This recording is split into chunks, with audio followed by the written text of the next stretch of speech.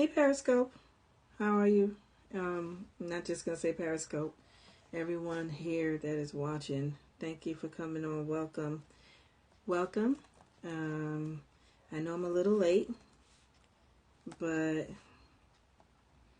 better late than never. I haven't even ate yet, so you know I love all of you. Welcome. Thank you for joining us.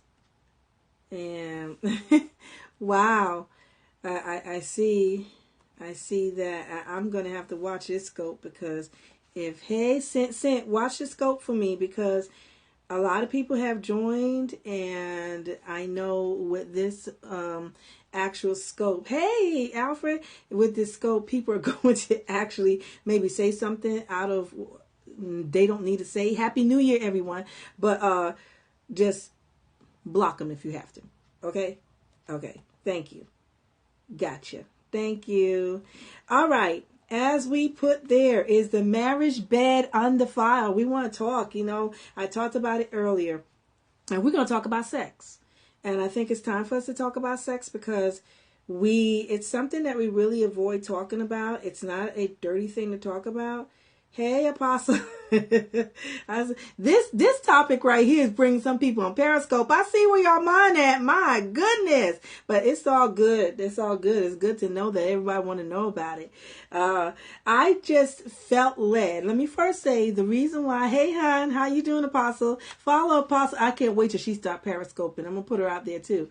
I brought up this subject because just the other day we were talking on Periscope. And we were talking about the 5 love languages. And what we were talking about is how we explain and how we identify love to our children. And not just to our children, to ourselves. I was talking to my mentor, Dr. Janice, and we were talking about the things that we do in bed. And there's certain cliches that we might say that we don't like homosexuals or you don't do homosexual tendency, but there's things that we're doing in bed that you are no further than doing a homosexual act. And I was like, wow, we really don't talk about that. We don't talk about the anal sex. And I know some married couples that like to have anal sex. But a man say, I'm not a homosexual. And I want y'all to open up your mind on this because this is really deep and we don't go there. So Father, I thank you for the minds of the people. I thank you that you enlighten them within themselves, that they will be able to receive this word. As you download it to me, I pray over them. I pray over their mind. I pray over my mouth that you would give me the right words to give them the direction in the way that they are handling, married or single or getting ready to get married, the things that they do in bed. So thank you. In the name of Jesus, we pray. Amen. So I actually thought about our conversation and I thought about how we have the difference between, remember we said intimacy and intercourse, and the difference. Thank you. Thank you. I just came from a service. We had a miracle service and I haven't ate all day. I really truly haven't ate. It's 9:00. I haven't ate, but I had to do this Periscope for y'all and I haven't taken off my makeup. I just came in, set everything up just for y'all because I said I was going to do. But thank you, Mama. Thank you. Love you. So listen. So there's a difference between intimacy and the intercourse. When we go into the course, we're now putting together the intimacy. The intimacy, what we're talking about is the two flesh. Well, the intercourse is the two flesh getting together, but the intimacy is where the into me you see. In the Webster dictionary, it says it's close familiarity or friendship, closeness. So that closeness, and we were talking about the climax and how we go into when we actually get to that peak. And if this is too deep for y'all, I can understand because we don't want to open up and talk about this. But when we get to that peak, there's something that opened up inside of us. And if you could actually see it, do you know scientists say that when the sperm actually hit the eggs, scientists say that there is a spark, an actual spark you can see that when they join together. Well, it's the same thing. It's your soul connecting to the spirit, your spirit of the person that you're with. Now, when we say that if the marriage bed is undefiled, and I want to read that scripture, and I'm not having a Bible study, but I really wanted to break down what it is when they say the marriage bed is undefiled and what you can do in the bed and what you cannot do out of the bed. I'm not trying to tell you what you do in the bed with your spouse is wrong or right. I'm just allowing you to think of some things, because even talking about the anal sex, I know married couples that have anal sex, but are we actually acting out a homosexual activity? Because the man has to put it in the penis, in the anal part, and then we have the woman receiving it. That's still an act. That's still an act, because what do a man do when he sleeps with a man? So these are the things. Am I dropping people off as we're talking about this? I hope not. I hope people are freezing up. But these are the things we need to talk about, because when for the ones that's getting married or not married, you said when your husband asks you that, and we say the marriage bed is undefiled, do we go there?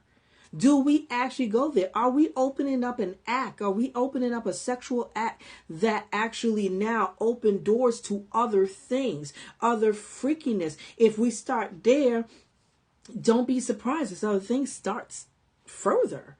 So, how far can we go? So let's read. Can we read Hebrew 13? And I'm going to start, because I don't like to start from the actual verse, but I want to start with the chapter and what he was talking about it. And it says, conclude moral directions. This is the New King James Version. Concluding moral directions. Let brethren love continue. Do not forget to entertain strangers, for by so doing some have unwittingly entertained angels. So now he's talking about angels. He's talking about morality. He's talking about only when I'm doing Periscope, I get interrupted. Okay. Hey, Sierra. Hi, honey. Listen, put in your information. Since you were getting frozen the last time, put in your information while we're on. She has a morning inspiration. So now we're actually talking about the angels. And hey, baby, we're actually talking about the angels and the interruption. Do you know actually meeting an angel and don't know? So that's how the chapter starts out. And it said, let brotherly love continue. Remember, the prisoner, as if chained with them, those who are mistreated, since you yourself are in the body also. Now, that's verse 1, 2, and 3. And then he now hops over. And if you've been on my Periscope before, like I said, man is the one that put the numbers in here, because it was really a book. It's like you're supposed to read it on. So now we hop over to verse 4. The marriage is honorable. And this is the New King James Version.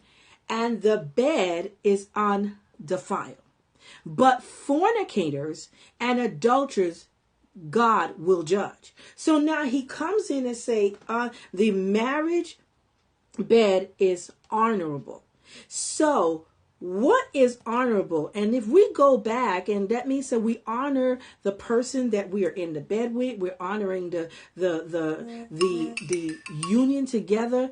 It says bringing or worthy of honor. It is worthy to lay with your husband. It is worthy to lay with your wife. It is worthy for you two to be together. And that's the honorable. And I haven't even looked up the Greek and the Hebrew.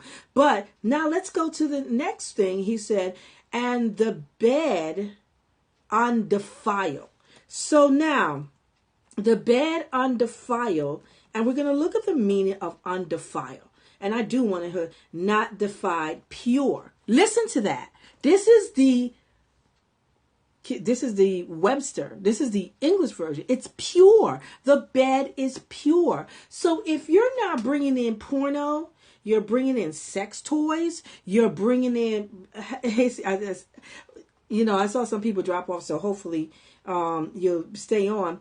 But it says undefiled mean not defiled, pure. So defiled and pure is, I'm trying to look for it in the Greek, but pure, something pure. So now when my husband or my spouse say, let's have anal sex, is that a pure act?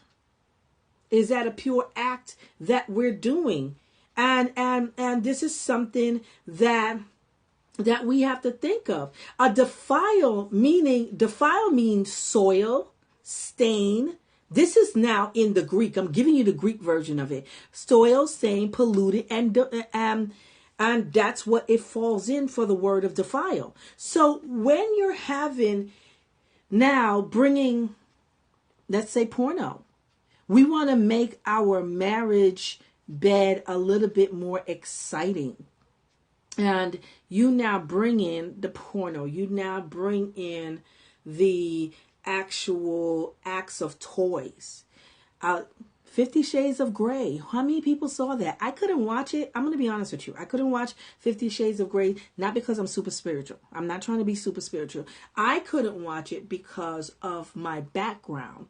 And I believe if that opens up, we're going to talk about this week about our dream state and how actual things can capture us within our dream and take us off track. I even have to be careful what I dream of. So if I saw something like that, not saying that my God is not more powerful than it, but I have to know my weakness. One of my weakness was sex. So I could not watch something like that. I can't watch 50 Shades of Grey because I'm opening something up. Now I can see a little of Being Mary Jane. I can see, I don't think I could even watch Scandal. Being Mary Jane, I think, is enough for me, but I can watch a little of that. But now I'm opening up to sodomy and all that, and part of abuse. And 50 Shades of Grey, let's go back to that. It was about he actually doing sexual acts with toys and different things. And from what I understand, and I might be wrong, y'all could correct me if whoever watch it, and I'm not going to judge nobody who watch it. It's just not for me. I cannot go back into that abuse because I abuse my body. And let's talk about it. Is it abuse? Are we abusing ourselves? We had a show one time that on our radio show, and Dr. Janice and I, we talked to a lady that, well, I think it was a letter, but it was a lady that said that she actually wanted to please her husband, and her husband liked kinky sex. He loved the toys. He wanted to put things inside of her. He liked to have anal sex, and it actually ripped out her inside. But because she wanted to make him happy, she actually participated in it. And as she was going to the doctor, she found out her whole inside was damaged.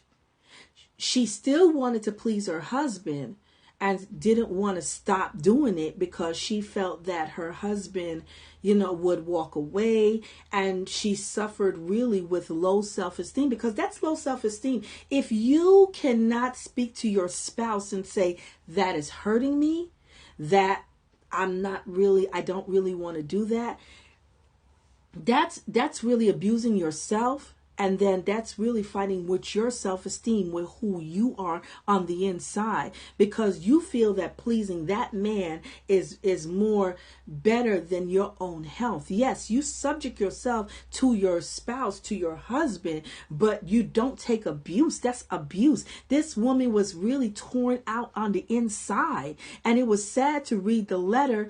And she wants to have help. And she said, how can I explain this to my husband? Well, do the person really care about you? If I'm taking, and let's be raw. How about if I take something and shoved it up my husband? And I want to be real with you. And how would he feel about it? So, well, take it to him, and you will really see the true love of God, or the love that he has for you. Is it he's there for you for the kinky sex, or is he there for you because he loves you in spirit? In spirit, let's go that. Let's in spirit and in truth. Are you actually with them because of what you can get from them. So it's time for us to talk about it before the next person get torn out and sitting up here writing letters to us that they cannot even use the bathroom.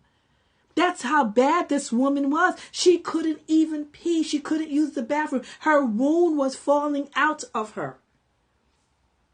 But we don't want to talk about this. We don't want to talk about this in the church. We don't want to talk about this really even amongst friends. I don't care what you want to do. We could talk about everything else, but we are not going to talk about what's in between your legs. And we are actually, it's drying up, it's falling apart, and we don't want to talk about it. It's time to talk about it, y'all, because secrets kill. And what we're seeing, we're going to see people, oh, what happened to Sister So-and-so? Why she had to have an operation? Oh, I'm just having a minor operation. But you having an operation to put your whole womb back up inside of you. Because we didn't want to talk about it, because we damaged ourselves. I think we talked about it the other day about when I found out, and it's in my book, that I found out that I had endometriosis. I hope I said it right, but it's endometriosis. It's a torn tissue on the inside. And I kept on having fibroids. I kept on having pain. When we were talking, my girlfriend and I were talking about pain of period, when you're having your menstrual women and you're in so much pain and fibroids is showing up, and it was big as a grape. I actually damaged my inside I had 3 abortions. I had 4 miscarriages. And remember, I used to play with different things. with not dildos, but hot dogs, the rubber bands around it. So all the things I did to my body, the fibroids are a sign of that soul tie, that demonic living inside of you growing, that false pregnancy, because it was big as a grapefruit. And if I didn't do that demonic pregnancy, and I'm not trying to be super spiritual, but when you look at it in the spirit realm, those are the things that are growing inside from the infirmity, from the body collecting all those things inside of them. And because women go through it, think about it, go back into the garden, Adam and Eve, and what her curse was, and what it was that she had to live through, and now carry on to us as our ancestor, as our lineage. Now, even think, and we want to get deep.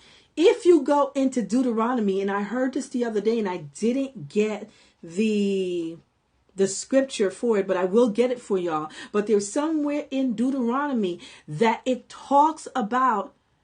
Hey, Rock Up 4055, thanks for joining. Thank you all for the hearts. Thank you so much. Thank you, replayers, for the heart. I hope this is a blessing to you. I hope that this actually is blessing you and giving you insight, insight, and not trying to put you down on what you do in the bed, but let us use wisdom. Now, in Deuteronomy, like I said, there is a part where they talked about if a woman have sex out of wedlock, I believe. I'm not trying to make it up, but I'm gonna look it up. If you have sex out of wedlock, something happened between the woman's uterus and the way it functions. So I'm not surprised when I found out that I had to have a hysterectomy at 40 years old. And I was, and let's be real, I was the freaky one. I would do anything in the bed to make my man happy.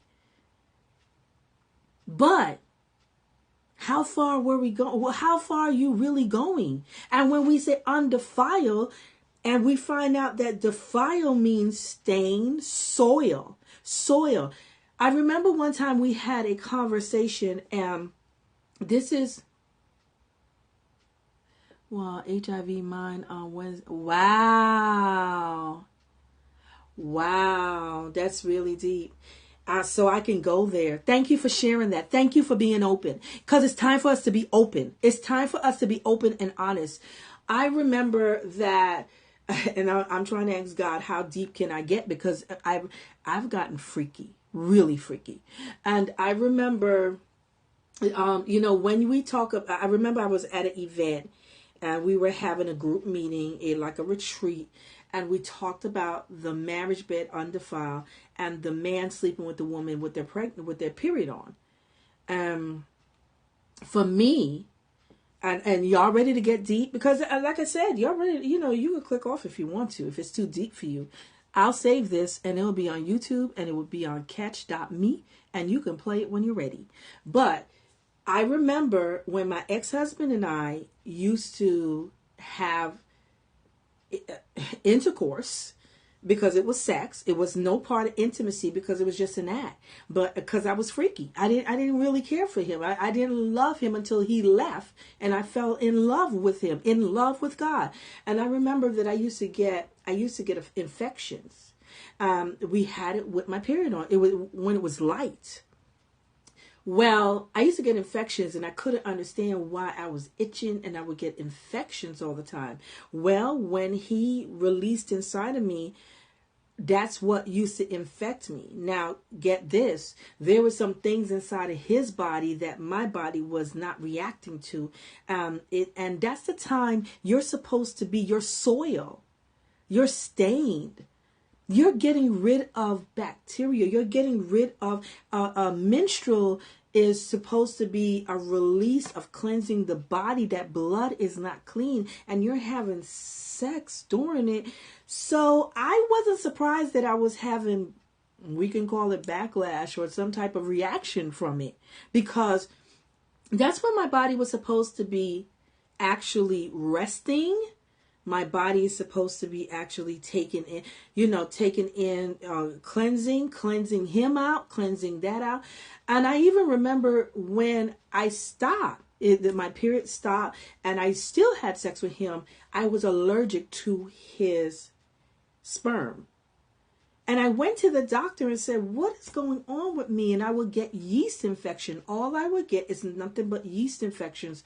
And I said, every time my husband and I would get together, I would get yeast infection. I can't take this. And it was either I stopped having sex with him. I didn't like rubbers. I didn't like it. I didn't like the way it feel. So we had to come up with some kind of solution for it. One of the things was I had to stop having sex with my period on. And I had to clean my body out. And there's some things that he had to clean himself out. And we had to pray. How many of us, when we get married and everything, but how many of us, it sounds funny, I'm laughing because it's gonna really sound like really creepy or kooky, but how many of us pray over it? How many of us prayed over our mate's body part?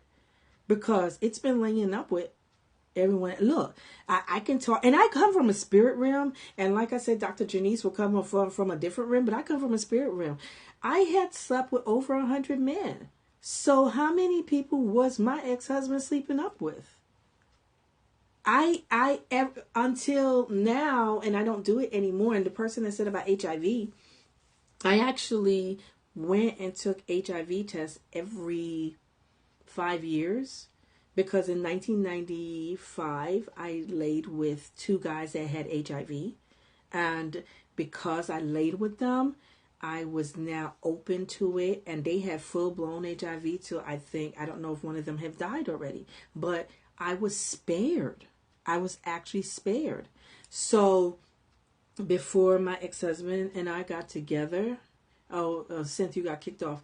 Okay, before my ex-husband and I got together, and I was talking about Synth, how I was spared from HIV. I had to actually test myself. I made sure I test myself. I was one that always collected all types of diseases. And since you read my book. You read my book. I think AIDS and herpes was the only one that did not actually connect to me, because and I was honest with my book, and I didn't hold it back. And even my ex-husband said, you didn't hold anything back. And I told you all that before, because I don't want to hold it back. I don't want to hold back anything that is going to help free y'all. So now when we talk about the marriage bed is undefiled, we have to be honest. Are we using that for a door opener for kinky sex, for letting other people. Because listen, if I get porno or if I get toys, I have a third person entering into our room, or even a fourth person. I remember, and then I love to put myself on the altar, because is God really allowing us to do this, or is this something that we have adapted within ourselves and using it as an excuse to stay and do? We want to proclaim everything else. We want to proclaim that homosexuality is wrong. We want to proclaim that, oh, we can't steal, we can't lie, we can't this, we can't that. But sin, and I think I put this in, that something, a quote Dr. Janice said about sin. And I had a lot of people actually, the Democratic debate is on. Oh my goodness. I love y'all. Because I saw the Republican. I wasn't saying I had, hysterectomy. Oh, okay. At age 41. Okay. Thanks for clearing that. Well, I'll tell you, I had to go and check it out. I had a hysterectomy. My insides was so tore up that they couldn't do anything about the fibroids. I literally had a hysterectomy at 40. That was my change. And talking about HIV, I'm so glad that you said that, because we're getting ready, Dr. Janice and I'm getting ready to fly out, y'all, and it's going to be a big surprise, but we're getting ready to do something major, and you're going to hear some testimonies from some women. February 4th, I will be in Orlando, and we're going on a retreat, and you're going to meet all the coaches. You're going to meet from me. We're having a photo shoot. We're doing, but there's some things that we're going to put together, and you're going to hear some testimonies. You're going to hear some true testimonies, and that's why I said I have to talk to y'all. It's time to talk. So my plane ticket is already paid, and I'll be out of here. But sin is sin. All sin is created equal. So when we sit up here and say, gluttony and all those different things, I want you to think about actually what is going on in the bed. Are you soiling? She is my mentor. Yeah, she's mine too. Oh, she must have invited you over here. I don't know. She's on. I hope she sees it. Tell her to Periscope. Yeah, that's my girl. I have my session with her every day as much as I can. But we're going to have a lot of fun. But sin is sin. And we want to pick and choose what the sin is. And if it says undefiled, the Greek says it's undefiled, saying now defile meaning soil, and in Webster it meaning pure. Are we taking the purity out of our bed? Now, I'm not going to say that you're going to go to hell for what you're doing, but what other doors are you opening up? Now, my husband, I'm going to use this as a scenario. My husband can't have, the only way he can have sex is to watch that porno. He just allows someone else to come into this whole relationship. And though that it's an imaginary relationship, guess what? That imaginary relationship will turn into something physical. They're going to look for someone else, because now you're not pleasing them enough. They want the tricks that they're doing on the television. Now they can't have sex with me. They're now masturbating. Masturbating in the shower, because they can't wait till you get home. Let's talk about this. And these are things that I have lived out. I remember I was a nympho that I used to masturbate so much that my stuff was raw, and I couldn't. And we will have sex, and then when he's done, I will hold it. I will hold that part of me in that intimacy where we're supposed to be enjoying it together. And I don't want to enjoy it with him. I want to go ahead and really enjoy it by myself. So now, I had this self-righteous spirit, and I was strong-minded, and I was controlling, because and I know you're wondering, like, well, how can that make me strong-minded and controlling and self-righteous? Because you're now, only you can please you. Only you can do what you need done. He wasn't, no matter how much that he was trying to do it. Yeah. Yeah. So you can understand. So no matter how much, and I'll see you in 2 weeks. No matter how much we actually, he tries to please me. There was no pleasing. I didn't want his pleasure. I wanted my pleasure. It felt better. Yeah, yeah, it's true. So I had to learn, and I had to learn. It was sad that we had to separate for him to come over during our separation and me learning how to embrace him again. And it's because I learned how to embrace myself, how to love myself, how to love the God up there. And he said, why you didn't give me this when we were together? Because I didn't know. And God will put you in a situation sometimes to wake you up and get you right. It was too late. He was with someone else. But guess what? I learned to now have that intimacy, that pleasure. I could have held him at that time. I could have enjoyed him at that time. Like I said, it was a little too late because we were going into the divorce. But I needed it for me. And if it's for me to learn for the next person that comes into my life and give them that true part of me, be it. But I've learned it, and I want y'all to learn the same thing, and I hope it's blessing you because we don't talk about this. Another thing that I was doing, and I could only go by my experiences, is that when he would leave, like I said, the masturbation, when he'll leave, I brought that other partner in, and now I have desires. And is he desiring you really? I mean, he was desiring other things. We are actually opening other entities and other things around us in us. And again, into me see. Into me see. Into me you see. You are going into the deeper parts, the deeper depths of your dimension. You're going into levels of dimension. You're going into the secret place. And what are we going to find in the secret place? That's why it became an intercourse, part of the course. And we're just laying there and we're just going through the motion. Really? Oh, thank you, Alfred. I didn't know you were still on. I really didn't know you were still on. I thought it was all the women on here.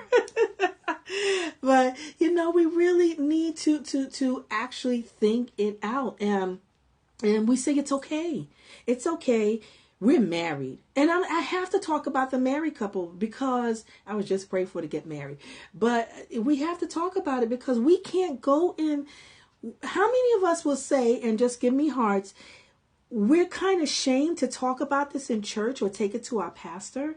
And we're really ashamed to open up and say, I have this problem. I have this problem being intimate with my husband. I have this problem being intimate with my wife. I have this problem, and there is no outlet, which Dr. Intimacy, I'm going to give her a plug in right there. Dr. Intimacy talks about it all the time. When we're getting in the bed, and what do we play? What kind of music we play? How do we actually get ourselves ready for the intimacy and the intercourse, the course that we're getting ready to do? And intimacy is part of worship. So first thing is getting your heart ready, your mind ready with God. Father, I'm getting ready to lay with my husband. I tell the women, now women, let me tell you something that's married. Take that oil his side of the bed. He will desire me. This bed right here. Yes, the undefiled is that the desirement will be no imagination of no other thing but being with me, bone of my bone, flesh of my flesh. Lord, let every time we get together, it will be a worship with you. You have got in the middle of it. Father, bless this, bless him, bless what we're about to do. The woman of God that preached tonight, she said, even pray that he is right for you. I couldn't enjoy anyone because, and how many times I didn't tell my ex, I'm not enjoying you. And because I was so warped and I was so messed up, and I had to actually I didn't enjoy him because I didn't enjoy me. And all I knew was abuse. So how many times we hide behind that? We can't tell nobody. But and you know, one thing I loved about him, I can be honest with him. I could have really been honest and say, this is my problem. And he tried his best with my problem, but I had the problem.